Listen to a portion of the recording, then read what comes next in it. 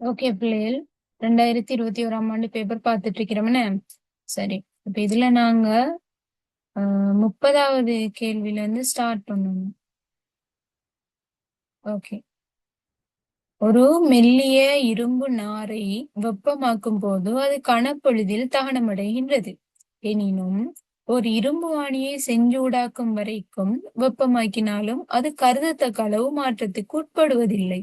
இவ் அவதானிப்பை கொண்டு எடுக்கத்தக்க முடிவு யாது? சரி, அதாவது ஒரு மெல்லிய இரும்பு நார்ன்னு சொல்ற நேரம் அந்த நார் போன்ற இரும்பை எடுத்து அவங்க வெப்பப்படுத்துறாங்கல்ல, அது என்ன செய்யுதாம்? அது தகனம் அடைஞ்சிருது. அது பத்தி என்ன செஞ்சிருது? ஃபுல்லா தகனம் அடைஞ்சிருது. ஏன்டா மெல்லிய மெல்லிய நூல் மாதிரி இருக்க போகுது அந்த நார் என்ன.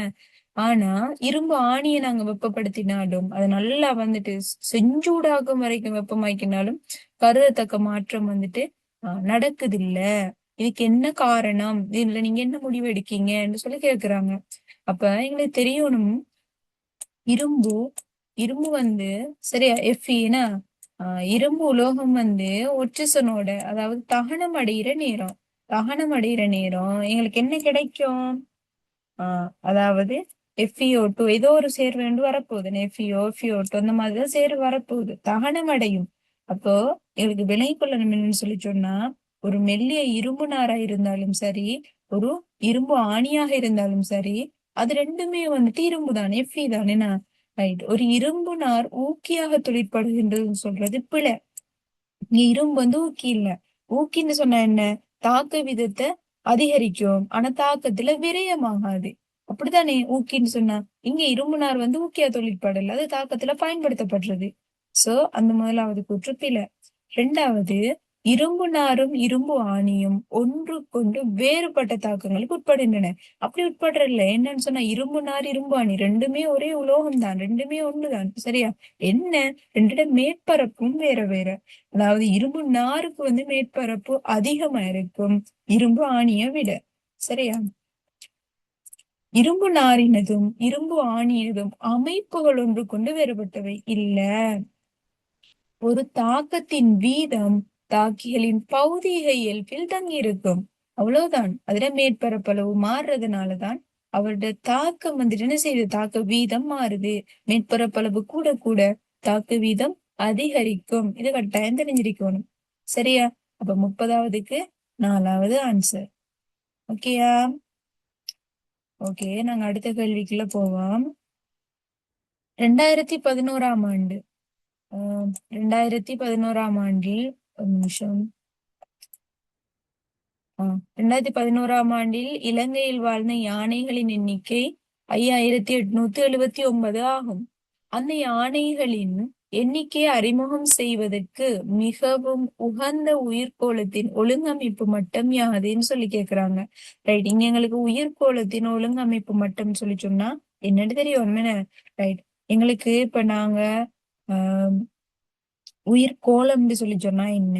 அதாவது உயிர்கோளம் சொல்லுது புவியில இருக்கக்கூடிய சூழல் தொகுதி எல்லாத்தையுமே சேர்த்து தான் நாங்க உயிர்கோளம்னு சொல்லுவோம். உயிர்கோளத்துல ஒழுங்கமைப்பு மட்டம் வந்து ஒரு தனியன். ஒரு தனியன்கள் எல்லாம் தனியன்கள் நிறைய சேர்ந்தன செய்யும். ஃபர்ஸ்ட் ஸ்டார்ட் தனியன். தனியன்கள் நிறைய சேர்ந்தன உருவாகும். குடித்தொகை ஒன்று உருவாகும். குடித்தொகைகள் நிறைய சேர்ந்தன உருவாகும். சாகியம் உருவாகும். சாகியம் உருவாகும். சாகியங்கள் எல்லாம் ஒன்று சேர்ந்து ஒரு சூழல் தொகுதியை உருவாக்கும். சூழல் தொகுதிகள் பல சேர்ந்தான் ஒரு உயிர்கோளம் உருவாகிற. தனியன்னு சொல்றது ஒரு சூழல்ல வாழக்கூடிய ஒரு குறித்த இனத்துல இருக்கக்கூடிய ஒரு தனியான ஒரு அங்கீகத்தை நாங்க தனியன் என்று சொல்லி சொல்றேன். உதாரணமா மனிதன், இல்லையா, மாடு, இல்ல மரம், இப்ப யாராவது அப்படியான ஒரு தனித்தனியா அங்கேயே சொல்லுவோம். குடித்தொகைன்னு சொன்னா ஒரு குறித்த காலப்பகுதியில புவியில ஒரு குறித்த பிரதேசத்துல, சரியா, அப்படி இருக்கக்கூடிய அந்த பிரதேசத்துல வாழக்கூடிய ஒரே இனத்தை சேர்ந்த அங்கிகள் கூட்டத்தை தான் நாங்க குடித்தொகைன்னு சொல்லி சொல்றேன். சரிதானே? இப்ப இங்கேயும் அடுத்து சாகியத்தை பார்ப்போமே. சாகியம்னு சொல்லி சொன்னா யாதேனும் ஒரு பிரதேசம் ஒன்றுல உயிர் வாழக்கூடிய ஒன்றோடன் இடைத்தாக்கம் புரியக்கூடிய குடித்தொகைகள் தான் சாகியம். சரியா? இப்ப ஒரு மரத்துல கிளி வாழுது, கிளி கூட்டங்கள், அதே மாதிரி இல்ல காகம், இல்லாட்டி குயில், இதெல்லாம் வந்துட்டு தனித்தனியான குடித்தொகைகள் ஒரு மரத்துல வாழுதுன்னு சொல்லிட்டு அந்த குடித்தொகைகள் எல்லாம் வாழுதுன்னு சொல்றோமே. இந்தந்த குடித்தொகைகளும் இடைத்தாக்க முடியுது, அதை நாங்க சாகியம் சொல்றோம். எல்லாத்தையும் சேர்த்து ஒரு மரத்துல அவங்க எல்லாரும் குடி கொண்டிருக்காங்கன்னு சொன்னா நாங்க சூழல் தொகுதின்னு சொல்லி சொல்லுவோம். என்ன? ரைட். விளைக்கணும். இப்ப இங்க என்னண்டா, சரியா, ஒரு ஒரு ஒரு ஒரு பிரதேசத்துல இலங்கையிலன்னு சொல்லி சொல்றாங்க. ஒரு குறித்த ஆண்டுல ஒரு குறித்த காலப்பகுதியில சோ ஒரு குறித்த இடத்துல வாழ்ந்த யானைகள்ட ஒரு குறிப்பிட்ட எண்ணிக்கைன்னு சொல்லியிருக்கிறாங்க. இது அப்ப என்னத்த சொல்லுது? ஒரு குடித்தொகையை பத்தி தான் பேசியிருக்கிறாங்க. விளங்கிட்டா? உயிர்கோளத்தின் ஒழுங்கமைப்பு மட்டம் யாதுன்னு சொல்லி சொன்னா இங்க குடித்தொகை. விளங்கிட்டா? ஓகே.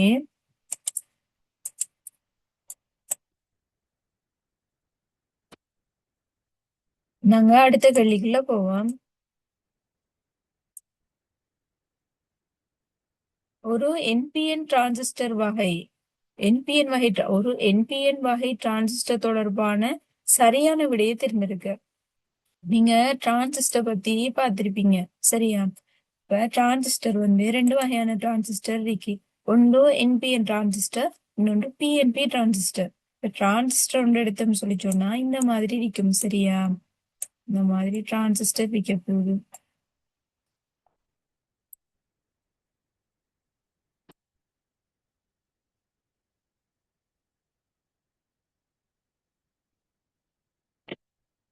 இதுல கவனிப்போம், சரியா? இதுல கவனிப்போம்.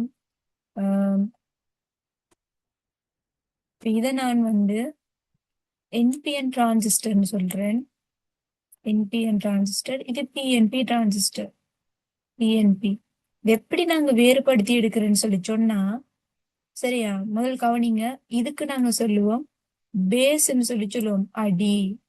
இதுக்கு நாங்க சொல்றது காலி. இதை நான் வந்து சேகரிப்பான், சீன்னு சொல்லி போடுறேன். இப்ப போட்டுட்டு பாருங்க பிள்ளைகள், இந்த மாதிரி அம்புக்குறி அமைஞ்சிச்சுன்னு சொல்லி சொன்னா இந்த பக்கத்துல அம்புக்குறி அமைஞ்சிருக்கு. எங்க இருந்து ஸ்டார்ட் ஆகும்னு சொல்லி சொன்னா அம்புக்குறி பீன்னு சொல்ற பக்கத்துல இருந்தா ஸ்டார்ட் ஆகும், சரியா? நான் இந்த பாடத்தை எக்ஸ்பிளைன் பண்ணல. இங்க நாங்க எப்படி இனங்காண்டத்தை மட்டும் நாங்க பார்ப்போம், சரியா? இனங்காண்டத்தை மட்டும் தான் பார்க்க போறோம். ஓகே. அப்போ கவனிங்க. பீன்னு சொல்லி சொன்னா இங்க இருந்து அம்புக்குறி எந்த திசையில இருந்து ஸ்டார்ட் ஆகுது? இங்க இருந்து. சோ முடிகிற திசையை வந்து என்னன்னு சொல்லி வச்சுக்கொள்ளுவோம். அப்ப இது என் பி என். இது அப்ப என்ன டிரான்சிஸ்டர்? NPN transistor. அதே மாதிரி அம்புக்குறியோட திசை வந்து உள்நோக்கி இருக்குன்னு சொன்னா இது பின்னு சொல்லி எடுப்போம். முடிகிற திசை வந்துட்டு எதை நோக்கி இருக்கு? இந்த திசையில இருக்குன்னு சொன்னா என். இது பி. சோ இது என்பி, இது பிஎன்பி டிரான்சிஸ்டர். ஓகேயா? இதுவும் அதே மாதிரி தான். Base, emitter, collector. அதாவது அடி, பாலி, சேகரிப்பான். சரியா? அப்ப ஓகே, இதுல விலை கொள்ளுங்க என்னன்னு சொன்னா, ஒரு என்பிஎன் வகை டிரான்சிஸ்டர் தொடர்பான சரியான விடையை தெரிஞ்சிருக்குன்னு சொல்லி இதான் என்பிஎன் வகையான டிரான்சிஸ்டர், சரியா? இதான் என்பிஎன் டிரான்சிஸ்டர். இதுல அடி அடி என்ன இருக்குது? இதான் அடி. அடி வந்து பி. பி, சரியா? அடி பி. இந்த ஒரு பி தந்திருக்காங்கன்னா, அதே மாதிரி காலி. காலி வந்துட்டு என்ன இருக்கணும்? இதான் காலி, எமிட்டர், காலி. சோ காலி வந்து என், சேகரிப்பானும் என். ஆகவே பி என் என்னு சொல்லி வரணும். அப்ப அப்ப முதலாவது விட. விளங்கிட்டா இது எப்படி காண்றேன்னு சொல்லி? Okay, first answer. அடுத்து 33வது கேள்வியை கவனிப்போம். நீர் மேற்பரப்பு மீது செல்லும் ஒரு குறுக்கலையின் ஒரு குறித்த கணத்திலான அமைவு உருவில் காட்டப்பட்டுள்ளது. ரைட். நீர் மேற்பரப்புல போற ஒரு குறுக்கலை ஒன்று தரப்பட்டிருக்கிறான். ரைட். இந்த அலையின் வீச்சமும் அலை நீளமும் கேட்டிருக்கிறாங்க, சரிதானே? வீச்சம் என்ன, அலை நீளம் என்ன முறையே சொல்லி கேட்டிருக்கிறாங்க. வீச்சம் சொல்லி சொன்ன என்னண்டா, சமநிலை தானத்தில் இருந்தான உச்ச இடப்பெயர்ச்சி. இதுதான் சமநிலை தானம். இந்த சமநிலை தானத்திலான உச்ச இடப்பெயர்ச்சி தான் என்ன? வீச்சம். இதான் உச்ச இடப்பெயர்ச்சி என்ன? சரி, இதான் உச்ச இடப்பெயர்ச்சி. அப்படிதான் இதுல வீச்சம் இருக்கும். அதே மாதிரி இங்காலே வீச்சம் பார்க்கலாம். இதுவும் வீச்சம் தான். சோ வீச்சம் எவ்வளோ? 4 சென்டிமீட்டர். 4 சென்டிமீட்டர் தான் வீச்சம். விளங்குதாப்ப? ஓகே, இந்த ஒரு 4 சென்டிமீட்டர், இந்த 4 சென்டிமீட்டர் வீச்சம். அதே மாதிரி அலைநீளம்னு சொல்றது ஒரு அலைவு. ஒரு அலைவு தானே, ஒரு அலைவு எடுக்கிற தூரத்துக்கு தான் சொல்றோம் அலைநீளம் சொல்லுவோம். ரைட். அலைநீளம் சொல்றது இவ்வளவுத்தையும் நாங்க அலைநீளமாக கருதலாம் இல்லையா? இந்த அறிக்கை தானே இதை நாங்க முடின்னு சொல்லுவோம். இந்த துண்டை நாங்க தாலின்னு சொல்லுவோம். சரியா? அந்த உயரமா இருக்கிறது முடி, பள்ளமா இருக்கிறது தாலி. சோ ஒரு முடியில இருந்து இன்னொரு முடிக்குள்ள தூரமும் அலைநீளமா தான் இருக்கும். அதே மாதிரி ஒரு தாளில இருந்து இன்னொரு தாலிக்கு இடையிலான தூரமும் ஒரு அலைநீளமா தான் இருக்கும். நாங்க இப்ப பார்ப்போம் இங்க. சோ இந்த 5 சென்டிமீட்டர், அதாவது இந்த தூரம் 5 சென்டிமீட்டர், நாங்க இன்னொரு தூரம் அதே மாதிரி இது ரெண்டையும் சேர்த்து தானே ஒரு அலை நீளமாக எடுத்துக்கொள்ளலாம். சரியா? அப்ப 5 5 5 10. சோ 10 சென்டிமீட்டர் அலை நீளமா இருக்கும். விளங்கிட்டா? அப்ப இதுக்கு என்ன விட?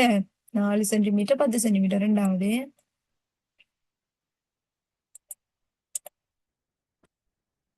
அடுத்த கேள்வி கவனிங்க. கவனிங்க பாப்போம். இரும்பு மீது மின்முலாமிடுதல் தொடர்பான பிழையான கூற்று யாது? சரி, இப்ப மின் முலாமிடுதல் தொடர்பான ஒரு பகுதிக்கு வந்திருக்கிறோம். சரியா? மின் முலாமிடுதல் சொன்னா முதலாவது என்ன? மின் முலாமிடுதல் என்ன?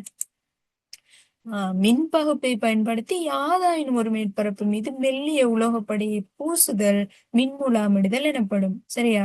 அதாவது இப்ப நாங்க என்ன செய்யறோம்னு சொன்னா ஒரு கரண்டி எடுக்கிறோம். அந்த கரண்டிக்கு மேல நாங்க என்ன செய்ய போறோம்? வெள்ளிய பூச போறோம். சரியா? ஒரு ஒரு இரும்பு கரண்டி ஒண்ணு எடுத்து நாங்க வெள்ளிய முலாமிட போறோம். ரைட். இது எப்படி முலாமிடலாம்னு சொன்னா கவனிக்கணும். இதுதான் நாங்க பயன்படுத்த போற இதுக்குள்ளதான் நாங்க முலாமிட போறோம்.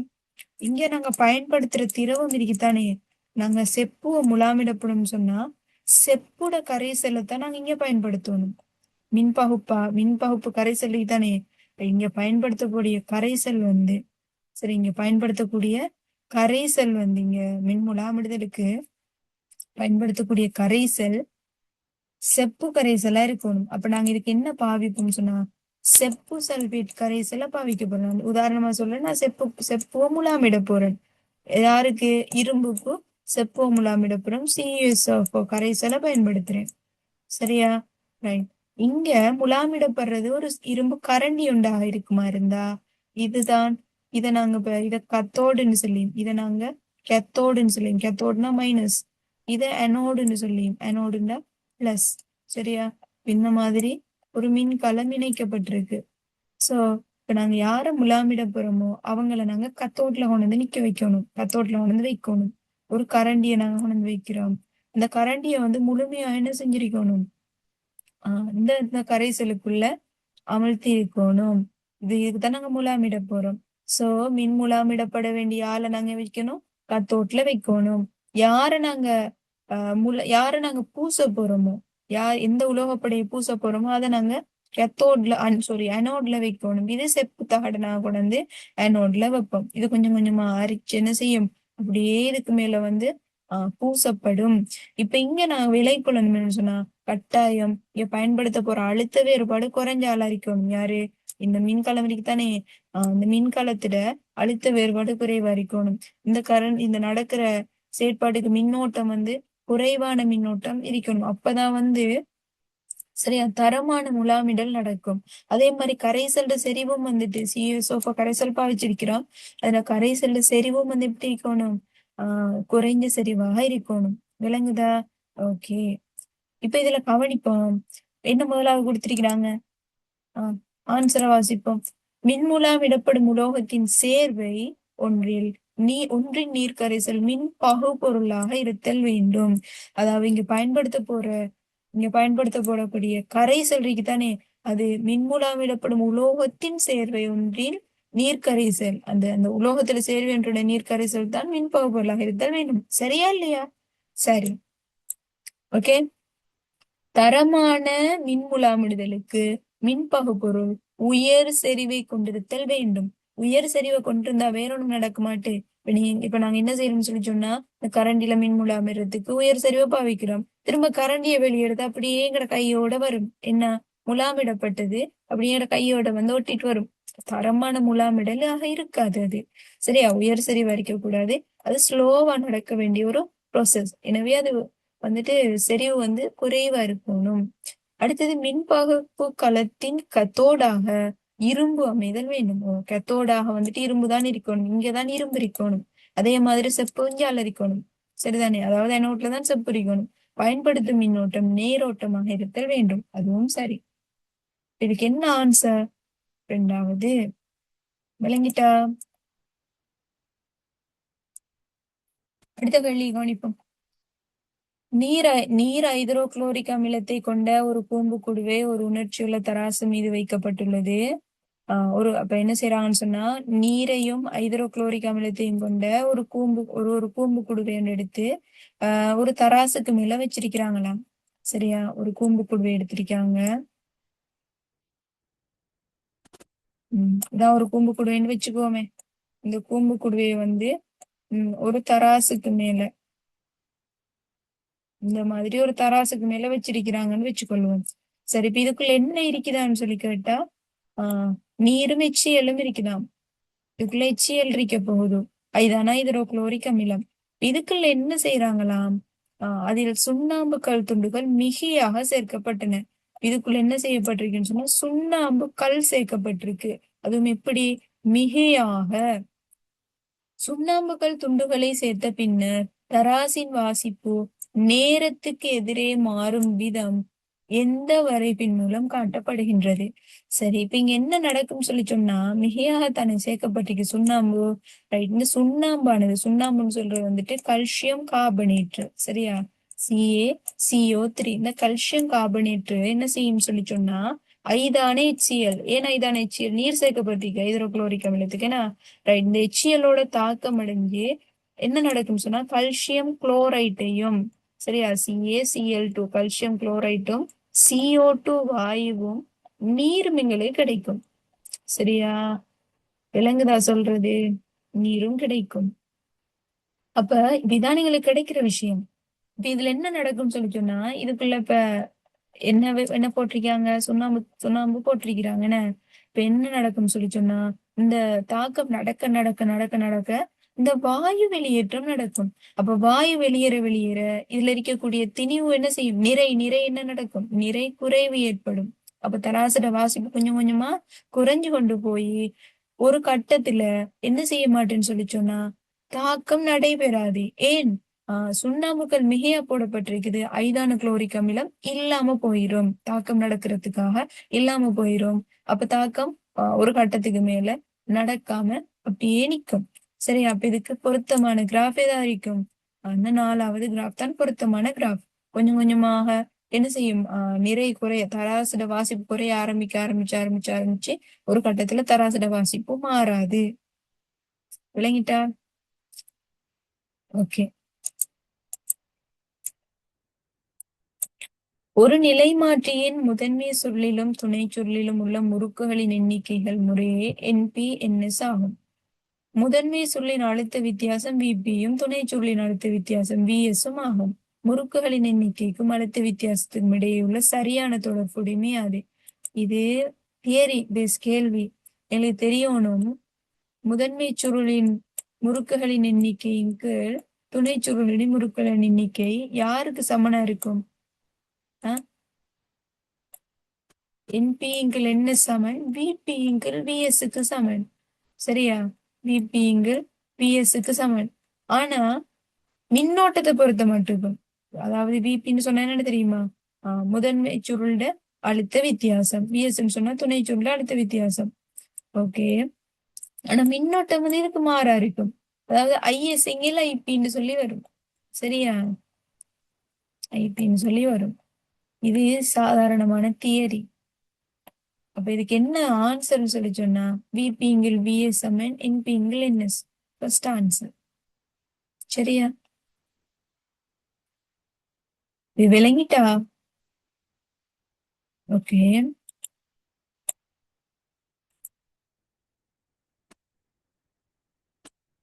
7 தொடக்கம் 40 வரையுள்ள வினாக்கள் பின்வரும் அட்டவணையில் உள்ள தகவல்களை அடிப்படையாக கொண்டவை. ABCD எனும் 4 வீடுகளில் சக்தி பெறப்படும் முறை, எல்லா கவனிங்க, சக்தி பெறப்படும் முறை, ஒளியேற்றும் உபகரணங்கள், சமைக்கும் உபகரணங்கள் என்பன பற்றிய தகவல்கள் கீழே தரப்பட்டுள்ளன. 4 வீடுகளாம்.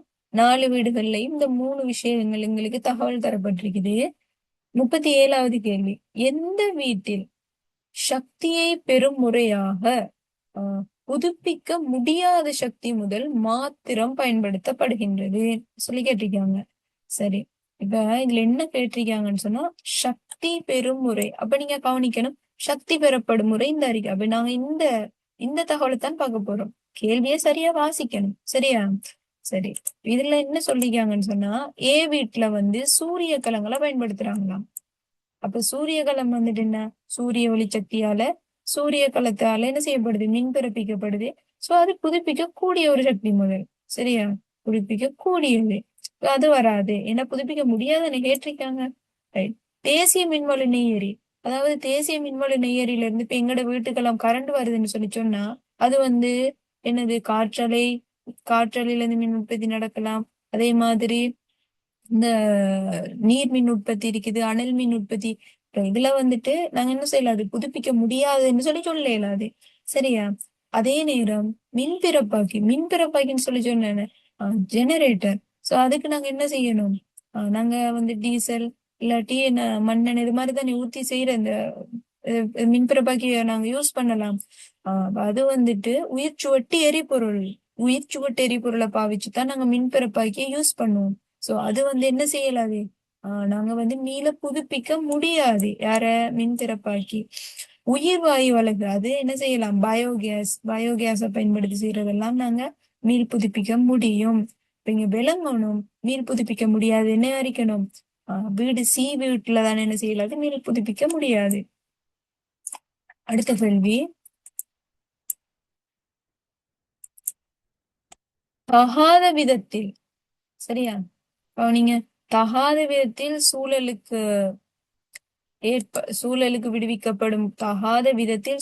விடுவிக்கப்படும் போது மண்ணையும் நீரையும் மாசுபடுத்துவதற்கு பெரிதும் பங்களிப்பு செய்யும் ஒளியேற்றும் உபகரணங்கள் பயன்படுத்தப்படும் வீடுகள் யாவை? இந்த இந்த உபகரணங்களை நாங்க பாவிச்சோம்னு சொல்லி சொன்னா அது வந்து இப்ப நாங்க பாவிச்சு போட்டு வீசுறோம்னு வச்சு கொள்ளுவோமே. இல்லைன்னு சொன்னா நாங்க இப்ப வீசுறதை இல்ல, நாங்க பாவிக்கிறோம்.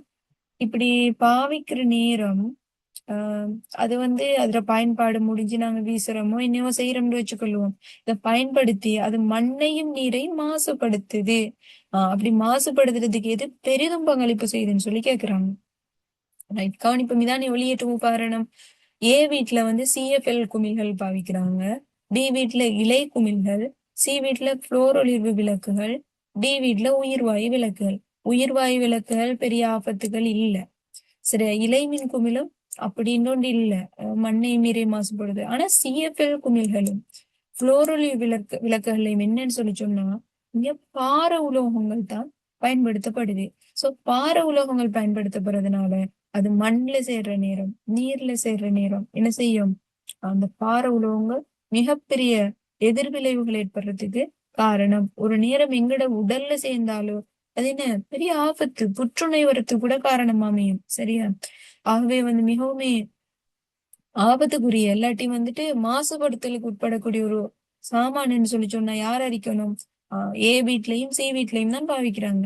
ஏசி தான் ஆன்சர், ஏசி ஆகியன. சரியா?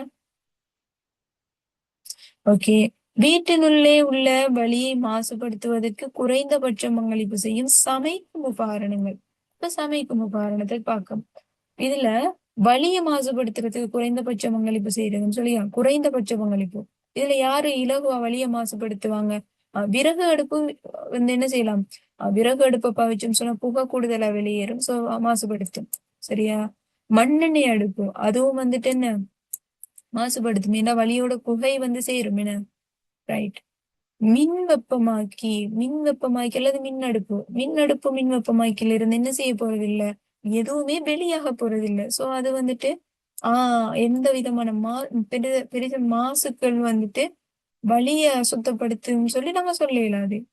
எல்பி வாயு, அதாவது நாங்க எல்பி கேஸ், திரவ பெட்ரோலிய வாயுன்னு அதுவும் வந்துட்டு ஆபத்து, அதாவது என்னன்னு சொல்லிச்சோன்னா வளிய மாசுபடுத்தக்கூடியதுதான். சோ இப்ப எங்களுக்கு இங்க என்ன ஆன்சர் வரும், மின் வெப்பமாக்கி அல்லது மின் அடுப்பு. அதை பாவிக்கிறதுனால எங்களுக்கு என்ன இல்ல, என்னோட வலி மாசுபடுத்துறதுக்கு அவ்வளவு காரணமாக அமைராக்கள் இல்ல. விளங்கிட்டா? 40வது கேள்வி, மின் நெருக்கடிக்கும் எரிபொருள் நெருக்கடிக்கும் மிகவும் நடைமுறையான தீர்வுகளை எடுத்துள்ள வீடு யாது? இப்ப நாங்க இருக்கிற சூழ்நிலையில மின்சாரம் எங்களுக்கு பிரச்சனையா இருக்குது. அதே மாதிரி எங்களுக்கு அதே அதே மாதிரி எங்களுக்கு என்ன செய்யணும்னு சொன்னா எரிபொருள் தட்டுப்பாடும் வந்துட்டுன்னு வச்சுக்கோமே. எது எங்களுக்கு ஈஸி பாவிக்கிறதுக்கு?